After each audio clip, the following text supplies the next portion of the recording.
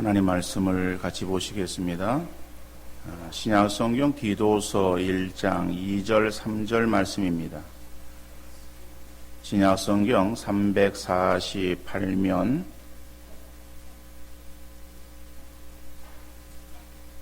디도서 1장 2절 3절 제가 읽어드리겠습니다. 영생의 소망을 위함이라. 이 영생은 거짓이 없으신 하나님이 영원 전부터 약속하신 것인데 자기 때에 자기의 말씀을 전도로 나타내셨으니 이 전도는 우리 구주 하나님이 명하신 대로 내게 맡기신 것이라. 아멘.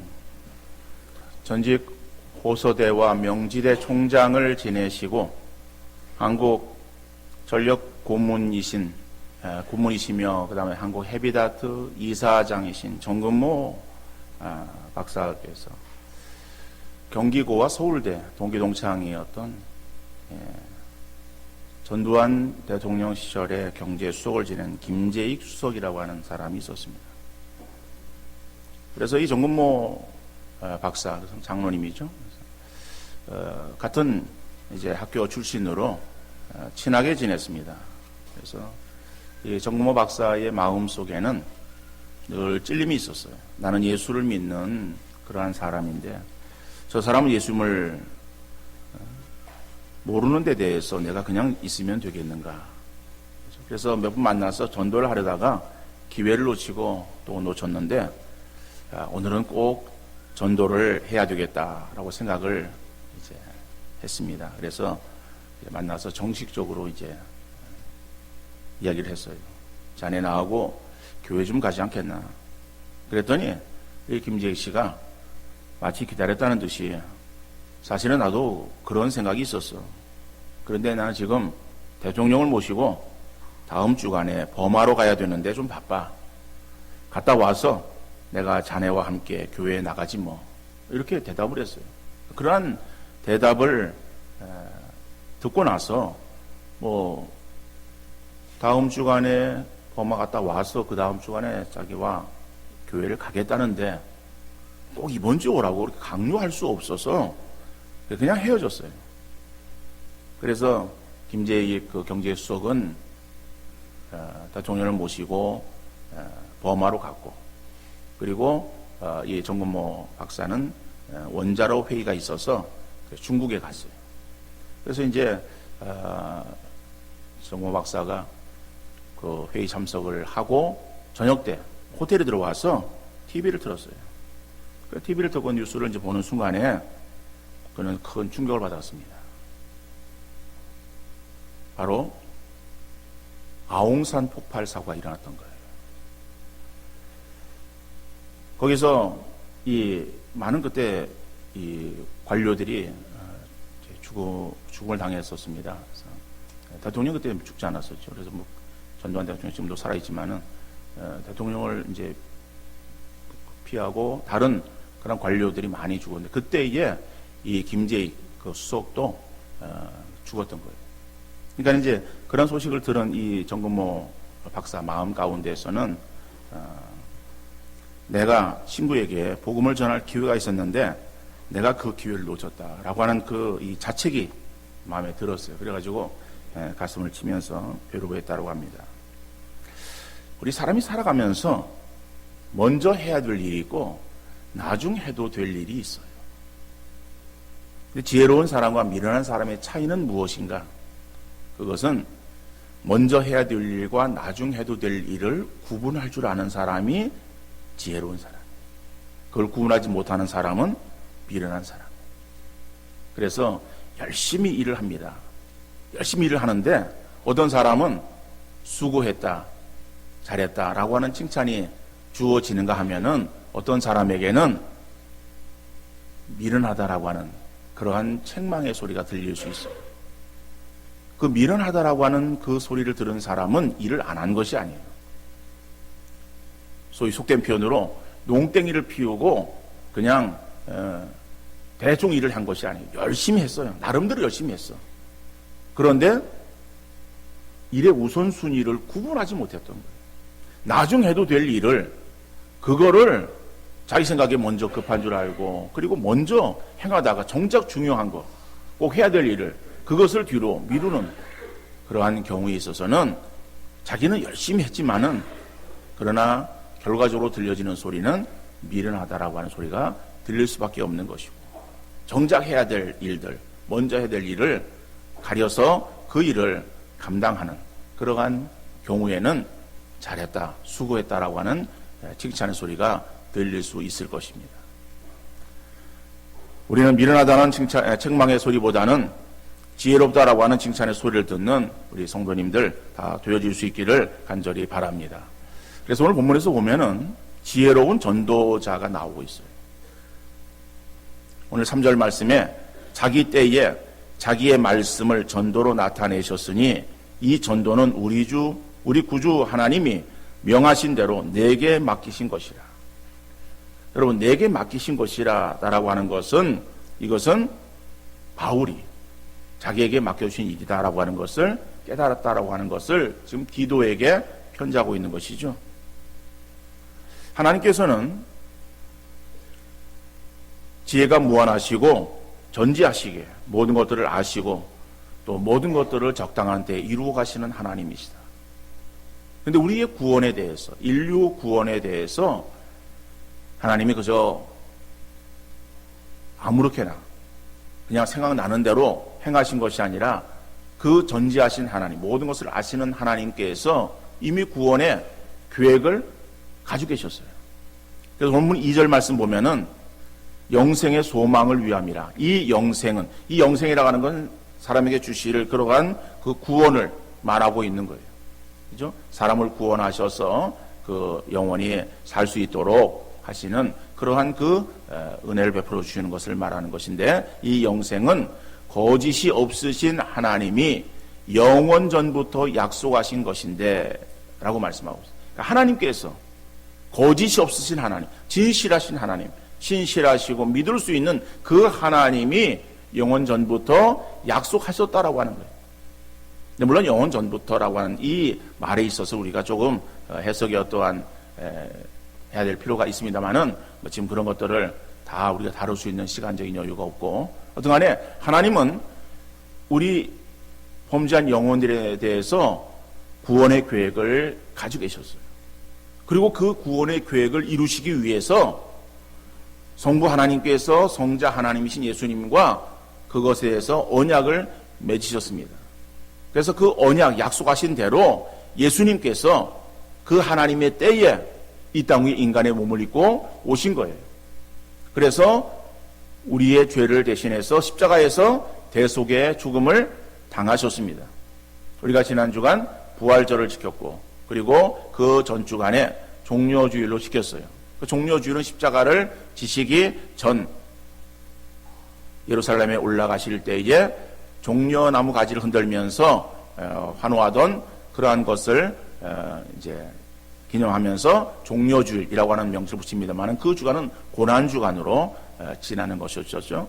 자, 예수님이 십자가의 그 대속의 죽음, 그것은 예수님께서도 보시고서 내가 그래야 되겠다라고 어떤 즉흥적으로 생각하신 것이 아니라 이미 하나님의 구원의 계획 가운데 들어있었고, 그래서 그 하나님의 때에 예수 그리스도께서 이 땅 위에 오신 것이다. 그리고 십자가를 지셔서 구원의 길을 열어놓으시고 사람들을 통해서 그것을 알리게 하신 거예요. 사람들을 구원하기 위한 것이기 때문에 사람들에게 있어서 그 사실을 말로 전하게 하셨다. 그래서 오늘 3절 말씀 보면은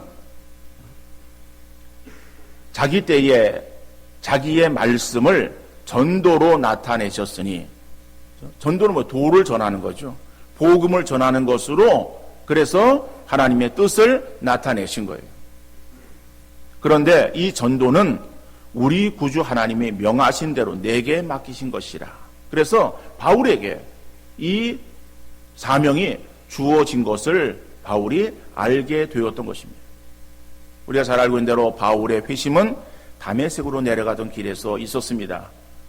그것은 바울이 예수를 믿으러 가는 것이 아니었었죠. 오히려 예수 믿는 사람들을 잡아서 이제 옥에 가두기 위해서 대제사장의 공문서를 들고 당당하게 다메섹으로 가던 길이었어요. 지금의 시리아입니다. 시리아의 수도인 다마스커스를 말하는 거예요. 그 곳으로 가다가 가는 도중에 빛으로 나타나신 예수 그리스도를 만나게 되어지고 거기에서 거꾸로집니다. 그리고 거기에서 하나님의 부르심을 받게 되어지는 것이죠. 하나님 부르심 받으면서 그 당시 사울이었었던 그 사울에게 하나님께서 사명을 주시는 거예요. 내가 너를 부르는 것은 이방인에게 복음을 전하기 위해서 너를 부른다 라고 하는 그 부르심에 대한 분명한 그 부르심, 확신을 바울에게 주셨습니다. 그래서 그 바울은 자기에게 주어지는 사명이 무엇인지를 알았어요. 그래서 그 사명을 위해서 그는 이제 책임, 감당을 하는 것이죠. 근데 하나님께서는 하나님의 때에 하나님의 역사들을 이루어 가시는 것을 알 수 있습니다. 바울을 부르신 하나님, 바울은 복음을 전할 수 있는 그러한 모든 조건들을 가지고 있었어요. 바울, 그러니까 사울이었던 그러한 그 바울을 말하는 것이죠. 제가 그냥 뭐 사울, 바울 하기 그냥 그러니까는 이름이 바뀌어지기 전에 어떠한 사울, 바뀌어진 다음에 바울 같은 사람의 이름이 개명되어지는 것을 무시하고 그냥 바울로 제가 말씀을 드려도 다 여러분들이 이해를 하시죠? 그 바울은 어디서 태어났는가 하면은 유대 땅에 태어난 것이 아니에요. 그는 소아시아 지방에 태어났습니다. 지금의 터키, 다소라고 하는 곳에서 출생했어요. 거기에 자랐습니다. 자랄 때에 그는 로마의 시민권자예요. 다시 말하면 모든 그러한 여건들이 나았습니다. 그래서 그는 모든 학문들을 다 배웠어요. 그 당시 학문이라고 하는 것은 로마가 지배하고 있었지만은 그러나 로마는 문화가 약했어요. 그 문화는 어느 시대의 문화를 사용했는가 하면은 로마 그 앞에 번창했던 헬라라고 하는 나라의 문화를 로마가 흡수해서 쓰고 있었습니다. 그 앞에 헬라라고 하는 그러한 나라는 알렉산더가 세계를 이제 지배하게 되었고, 그랬을 때에 그 헬라는 이미 아테네를 중심해서 모든 그런 학문들의 이제 아주 꽃을 피우고, 그리고 모든 학문들의 시작이 그 아테네에서부터 시작이 되었었습니다. 그렇기 때문에 철학이라든지 의학이라든지 무슨 수학이라든지 모든 그런 그 학문들에 있어서의 최고봉은 바로 그 아테네 사람들. 이 알렉산더가 자기가 이제 세계를 제패할 야망을 가지고 그리고 군인들을 모집하는데 사람들이 지방에서 올라오기 때문에 말이 통하지 않는 거예요. 그래서 이 알렉산더는 거기에 하나의 통일되어진 언어를 만들도록 합니다. 그 통일되어진 언어가 무엇인가 하면은 코인의 헬라어예요. 코인의 헬라어를 만들어서 그래서 그것을 가지고 이제 군인들을 훈련시키고 그리고 정복하는 그러한 곳곳마다 이제 그 헬라어가 결국에는 퍼지게 되었어요. 그래서 이 헬라가 지배하고 있었던 그 곳에는 바로 이 코인의 헬라어가 다 통용되어졌던 것입니다. 근데 그 헬라 시대가 무너지고 로마가 들어서게 되었죠. 로마가 들어서게 되었지만은 그 당시에 사회, 그 세계에서 통용되어지는 만국 통용어로 그렇게 칭해지던 언어는 코인의 헬라어였습니다. 그러니까 코인의 헬라어를 하면은 그러면은 뭐 다 말이 통하는 거예요. 왜 코인의 헬라어를 굳이 이야기를 하는가 하면은 고전 헬라어도 있었어요. 고전 헬라어도 있었지만은 코인의 헬라어를 사람들이 이제 사용을 하게 되었고 결국에 성경이 코인의 헬라어로 기록이 되었습니다. 그러니까 헬라어로 기록되었는데 고전 헬라어가 아니라 코인의 헬라어예요. 그것이 알렉산더가 만든 거예요. 그러니까는 알렉산더가 이미 그것을 만들어서 세계를 지배하고 그리고 헬라는 무너졌지만은 로마가 그 위에 더 넓은 영토들을 이제 지배하는 그러한 가운데 있어요. 그러면은 로마가 세계를 지배하고 그리고 그 가운데에 그 언어는 이미 통용되어지고 있던 헬라어가 어떠한 국제어로 사용이 되어지고 있었고, 바울은 그 언어를 어렸을 때부터 이미 배웠고, 그래서 유대인이었었던 이 바울이 그 헬라어를 가지고, 그리고 이제 자기에게 주어지는 사명이 전도의 사명임을 그가 깨닫고, 그리고 그는 아시아나 아니면은 마게도냐 유럽 쪽이나 어느 곳에 가든지 바로 그 헬라어로 복음을 자유롭게 전할 수가 있었던 것입니다. 선교에 있어서의 가장 장벽은 언어 장벽이에요. 근데 바울은 언어 장벽이 다 무너진 가운데에 마음 놓고 복음을 전할 수 있었죠. 근데 바울은 자기에게 주어지는 그런 그 사명 감당을 위해서 그것이 자기의 삶에 있어서의 우선순위를 부여했습니다. 바울이 빌립보에 들어갑니다. 빌립보 들어가서 기도처를 찾았어요. 유대인들이 많이 모여 있었던 그러한 큰 도시에는 회당이 세워져 있습니다. 회당이 없는 그러한 곳에는 그들이 모여서 기도하던 기도처가 있었어요. 이 빌립보는 회당이 없었어요. 그래서 기도처를 찾다가 루디아를 만나게 되어집니다.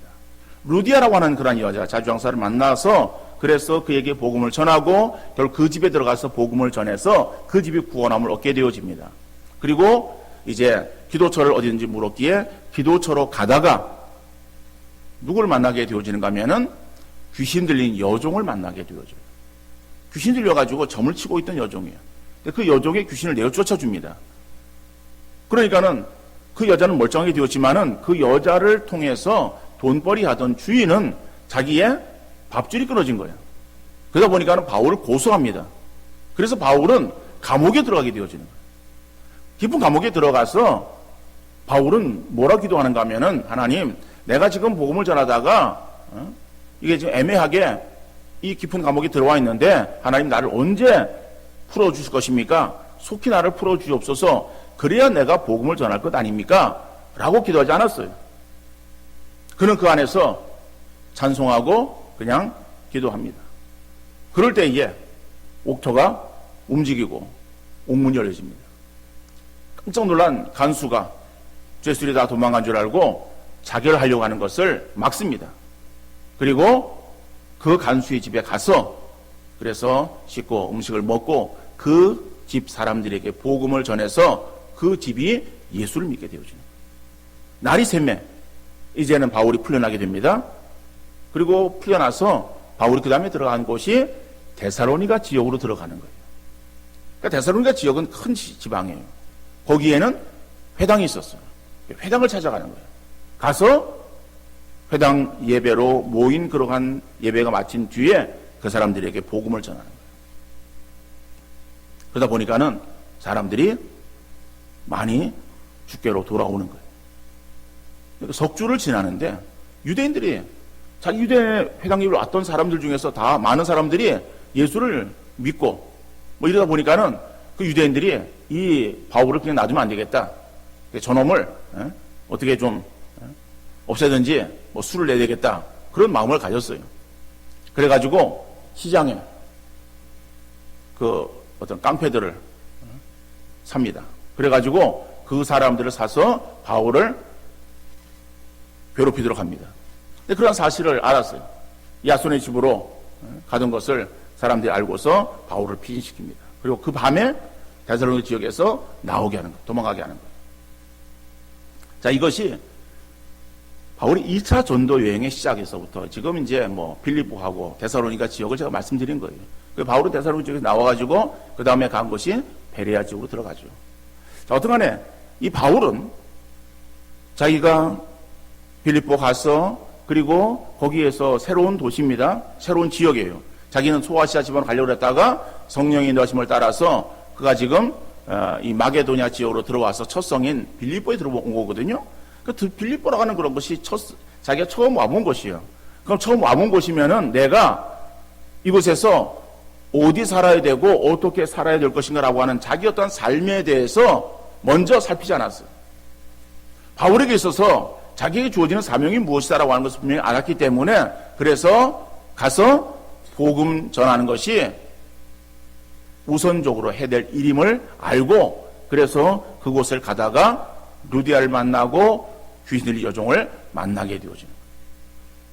그리고 거기에서 감옥에 갇히는 그러한 일이 있었지만은 거기에 굴하지 아니하고 데살로니가 지역에 들어가서도 이제는 내가 그러한 어려운 일을 내가 당하지 않도록 하기 위해서는 그러면 어떻게 지혜롭게 할 것인가 작전 짜지 아니하고 바로 그 다음에 들어간 곳이 유대인의 회당을 찾아가고 그 회당에서 회당 예배를 드리고 나오는 그러한 사람들, 그죠? 만나서 그들에게 복음 전하는 일들을 감당하는 거예요.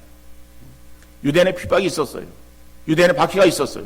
그렇지만은 거기에 굴하지 아니하고 계속해서 복음을 전합니다. 결국 말리는 그 말을 듣지 않는 바울을 향해서 폭력을 구사하려고 하는 그러한 그 위기를 바울이 결국에는 가까스로 피하게 되어지는 것이죠. 그리고 거기에서 나왔으면은 그 다음에 들어가는 그러한 곳에서는 복음 전하는 것을 주춤거리고 그것을 좀 뒤로 미루고 먼저 안전을 생각하고 어떻게 하면 내가 조금 더 지혜롭게 그를 행할 수 있을 것인가 다른 방안을 구하는 것이 아니라 자기에게 주어지는 사명이 무엇인가를 알고 그 일을 우선적으로 감당하는 그러한 바울을 볼 수가 있습니다. 바로 그것은 오늘 본문에서 3절에서 말씀하고 있듯이 이 전도가 하나님께 내게 맡기시라고 하는 것을 알았기 때문에 그 일의 우선순위를 두고 행하는 그러한 바울을 우리가 볼 수 있는 것입니다. 그런데 이 전도는 내게 맡기신 것이라고 하는 이 말씀이 오늘 디도서를 통해서 디도에게 전해집니다. 디도는 바울에게 있어서 믿음의 아들이에요. 믿음의 아들인 디도에게 개인 서신으로 보내지는 편지이지만은 그러나 이 말씀은 개인 디도에게만 보내지는 것이 아니라 이 말씀을 통해서 읽고 듣는 모든 사람들에게 동일하게 주어지는 하나님 말씀이에요. 우리가 이 말씀을 하나님 말씀으로 받고 있어요. 그러면은 이 말씀이 그저 한 2000년 전에 바울에게만 주어졌던 그런 그 말씀이다라고 그냥 끝내버릴 것이 아니라 이 말씀이 듣고 있는 오늘 저와 여러분들을 향하신 하나님의 명령이다라고 하는 것을 우리가 마음속에 다시 한번 깊이 깨달을 수 있는 그러한 은혜가 있어질 수 있기를 간절히 바랍니다. 그렇죠? 복음 전하는 것은 이것은 어떠한 특별한 사람에게 주어지는 것이 아니라 믿는 모든 사람들에게 주어지는 주의 명령이다. 그래서 이 명령을 감당하기 위해서 우리 교회는 2016년 예수랑 나눔 축제라고 하는 명칭으로 전도를 하고 있는 거예요. 그러면 이 전도를 행할 때에 우선적으로 먼저 해야 될 일이 있는데 그 우선적으로 해야 될 일이 무엇이냐? 바로 그것은 자기 전도 대상자를 정하는 것이다라고 합니다. 갈라디아서 6장 5절 말씀 보면은 각각 자기의 짐을 질 것이라. 짧은 구절의 말씀이에요. 근데 그 말씀 속에서는 각각 자기의 짐을 질 것이라. 여러분, 우리는 어떻게 하든지 짐을 지는 것이 아니라 짐을 벗어버리고 홀가분하게 가기를 원할 거예요. 그러나 우리가 지고 가야 될 짐을 내가 지지 않으면은 누군가는 그 짐에 대해서 더 많은 몫을 감당해야 되겠기 때문에 자기의 짐을 성경은 자기가 지고 가라고 말씀하고 있어요. 우리 군대 갔다 오신 분들은 봉체조를 했을 거예요. 봉체조. 그죠? 군대를 갔다 오지 않으신 분들은 TV를 통해서 군인들이 훈련하는 광경들을 아마 시청을 하셨을 것입니다. 이 봉이라고 하는 거. 이게 뭐 조그마한 것이 아니라 큰 뭐 전봇대 같은 거예요. 근데 그런 거 있는데 그 봉을, 그죠? 뭐 몇 사람씩, 예를 들어서 10명 딱 세워놓고 그 봉을 가지고 체조라고 하는 그러한 명목하에 기합을 주는 거예요. 그러니까 기합을 받는 거예요, 기합을. 이게 무거워요. 무거운 그러한 그 봉을 들고, 그 다음에 구령에 맞추어서 오른쪽으로, 그 다음에 다시 그거를 들었다가 왼쪽으로, 그죠? 그래서 옮기는 거예요. 이 옮기는 이런 기합을 받는 거예요. 뭐 훈련도 될 수 있고, 뭐 체조 될 수 있고, 뭐 이름 갖다 붙이게, 따라 다 이렇게 불려줄 수 있겠지만, 어떻든 간에 힘들어요. 쉬운 게 아니야. 그런데 여러분, 예를 들어서 커다란 그런 이 봉을 10명이 붙어가지고 그것을 이제 오른쪽으로 왼쪽으로 옮긴다고 생각해 봅시다. 그런데 거기에는 키가 잘 맞아야 돼요. 앞에 큰 사람이 쓰고 뒤에 적은 사람이 쓰든, 앞에 적은 사람이 쓰든 크고 쓰고 뒤에 큰 사람이 서든 어떠한 키가 일일로 쭉 맞춰줘야, 그래야 힘이 골고루 분배가 되어지는 거예요. 근데 앞에 큰 사람 쓰고 뒤에 큰 사람 쓰고 가운데 적은 사람 쓰면은요, 가운데 있는 사람은 좋아요. 아주 신용만 내면 돼. 손만 까딱 하면 이게 그냥 공이 저절로 왔다 갔다 해요. 여러분, 그러면 10명이 그 힘을 나누어서 져야 될 그러한 그 무거운 것을, 예를 들어서 7명이 큰 사람이고 중간중간에 3명이 작은 사람이 이렇게 서 있어서 그거를 들고 있다고 한다면요, 그러면은 이걸 잘 쓴 사람은 10명이서 이걸 하기 때문에 좀 빨리빨리 수월하게 할 수 있는데, 예를 들어서 중간중간에 적은 사람이 껴있으면은 7명이 그러면 그거를 움직여야 되는 거예요. 3명은 편해요. 근데 7명은 그런 사람도 힘들어 죽겠는데 이거는 더 힘든 거야. 왜? 3명의 몫을 자기들이 나누어져야 되기 때문에. 여러분, 우리는 교회 공동체예요. 교회 공동체가 전도에 대한 하나의 목적을 향해서 나가는 거예요. 나갈 때에 거기에 가운데 중간 이 빠지듯이 작은 사람이 서가지고 자기 몫을 감당하지 않는 그러한 그 상황 속에서 나간다면은 짐을 져야 되는 사람은 더 많은 짐들을 져야 될 거예요. 더 힘이 들 수 있어요. 그리고 그 일을 아예 그냥 안 해버리면은, 안 하면 편할 수 있어요. 그렇지만은 어떠한 목적을 달성할 수 없는 것이죠. 우리는 연초에 각 순에서 2명씩, 그죠, 전도해서 그냥 자리만 행사 때 참여시키는 것이 아니라 2명의 새신자를 등록을 시키고 그 사람들이 신앙생활을 할 수 있도록 그런 목표를 가지고 움직이자라고 이렇게 말씀을 드렸고, 그래서 그것을 위해서 우리가 나가려고 그래요. 그럼 나가려고 그러면은 그 순이 같은 마음을 가지고서 힘을 합치면은 그래도 힘들지만은 수월하게 나갈 수 있어요.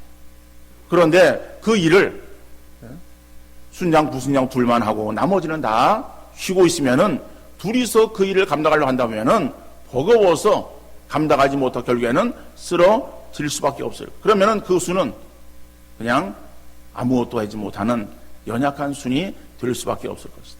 그러나 힘이 약하지만은 함께 힘을 모은다면은, 그러면은 그 일을 능히 감당할 수 있을 것이다. 이 일은 우리의 힘만으로 행하는 것이 아니라 성령의 역사가 동반되어지고 성령이 주관하시는 그러한 일들이 되어질 때 이것은 효과가 있고 또 열매가 맺혀지는 그러한 일이 되어질 수 있을 것입니다. 그래서 우리는 오늘 전도 대상자를 정하는 주일로 지킨다라고 광고를 드렸고, 설교의 이 일을 감당하려고 합니다. 여러분, 전도 대상자를 정하는 것, 전도에 있어서의 우선되어진 일이다. 전도 대상자를 정하는 것은 우리와 관계에 있는 사람들을 정하면 되는 거예요. 우리 주변에 있는 사람들, 나와 관계를 맺고 있는 사람들. 근데 우리는 그렇게 생각할 수 있어요. 전도 대상자를 정하라 그러면은, 아유, 나는 전도 대상자가 없는데요 라고 이야기를 하는 사람이 있어요. 우리는 관계를 맺고 있는 사람이 있어요. 관계를 맺지 않고 혼자 살아가는 독불장군은 없습니다. 그런데 왜 우리가 전도 대상자가 없다라고 말을 하는가 하면은, 우리 교회가 지금까지 뭐 십수년간 전도를 계속 해오고 있어요. 해오면서 대상자를 적으라고 그래요. 매년 대상자를 적으라 그러는 거예요. 그러면은 내게 있어서의 한 해에 예를 들어서 2명을 적었어요. 그리고 그 다음에 또 3명을 적었어요. 그 다음에 2명을 적었어요. 그 다음에 3명을 적었어요. 그러니까 내 주변에 사람이 없어요. 그렇게 우리는 생각을 합니다.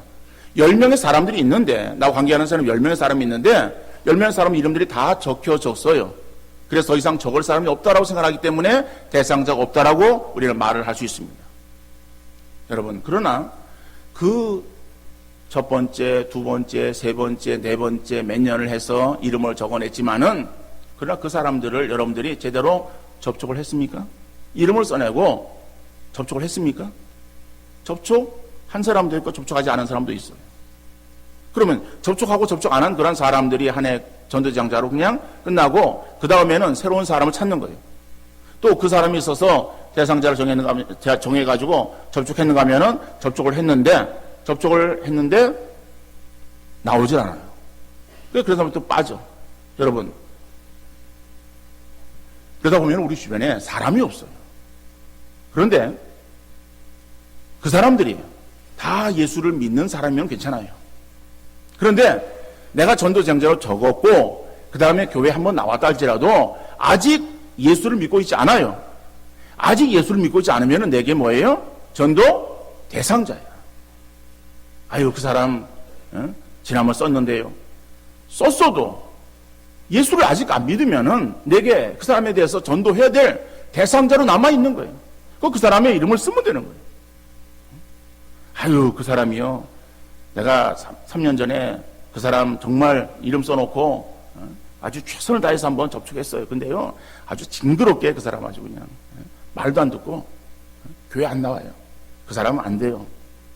여러분, 그때는 하나님의 때가 아니었을 수도 있어요. 그래서 정말 징그럽게 그렇게 말을 안 들었을 수도 있어요. 그런데 그게 지금인지 어떻게 알아요? 우리는 알 수 없어요. 근데 그렇게 힘들었던 사람 어느 순간에 또 전하면요, 아주 힘없이 그냥 무너지는 경우도 있습니다. 그러니까 하나님이 하시는 일은 우리가 판단할 수가 없어요. 그러니까는 단지 우리는 정하고, 그리고 그걸 접촉해서 또 만나고, 그걸 권하고, 그리고 데려오고 하는 그런 일들을 우리가 감당하면은 되어지는 거예요. 전도는 도전이에요. 도전하는 거예요. 도전하기 위해서는 목표를 정해야 되는 거예요. 여러분, 나무 할 때에 나무를 한다. 지금은 뭐 나무 하는 일이 없습니다만은, 여러분, 그 전에 시골에 살면서 나무를 해야 됐었죠. 나무를 할 때 도끼로 나무를 자릅니다. 도끼로 나무를 자를 때에 여러분, 저 나무를 잘라야 되겠다 생각하고선 도끼질을 이쪽 저쪽 2번 해보고, 그리고 나무가 잘리지 않는다고 그냥 포기하고 맙니까? 포기하고 말고 다른 나무 찾아서 헤매다 보면은요, 하루 종일 나무만 찾다가 끝나는 거예요. 그날은 그냥 빈 지게 메고 집에 돌아오는 거예요. 목표를 정했으면은 그 나무가 잘려질 때까지 도끼질을 하는 거예요. 그래서 우리 말에 10번 찍어 안 넘어가는 나무 없다 그러잖아요. 그죠? 넘어갈 때까지 찍는 거예요. 우리가 전도 대상자를 정하고, 그리고 도전하는 거예요. 언제까지 도전하느냐? 목표가 이루어질 때까지 도전하는 거예요. 그것이 한 번에 될 수 있고, 아니면 5번이 될 수 있고, 아니면은 뭐 10번도 되면 10번이라도 계속해서 접촉하는 거예요. 오래 못하면은, 그러면은 내년에도 하는 거예요. 그 사람을 정말 우리가 사랑하는 마음이 있으면은 그 사람의 영혼이 구원받기를 위해서 우리 계속해서 전도하는 거. 전도는 도전이다. 한 번, 2번 하고 마는 것이 아니에요. 계속 도전하는 거예요. 여러분, 도전하기 위해서는 먼저 목표를 정하는 거. 우리가 먼저 그 도전의 목표를 정하는 주일로 우리가 지켰기에, 기도 후에 바로 이 일을 우리가 감당하고자 할 때에 우리 모든 성도님들이 같은 마음을 가지고 이 일에 동참하고 최선을 다하는 우리 모든 성도님들 되어질 수 있기를 주님 이름으로 축원합니다.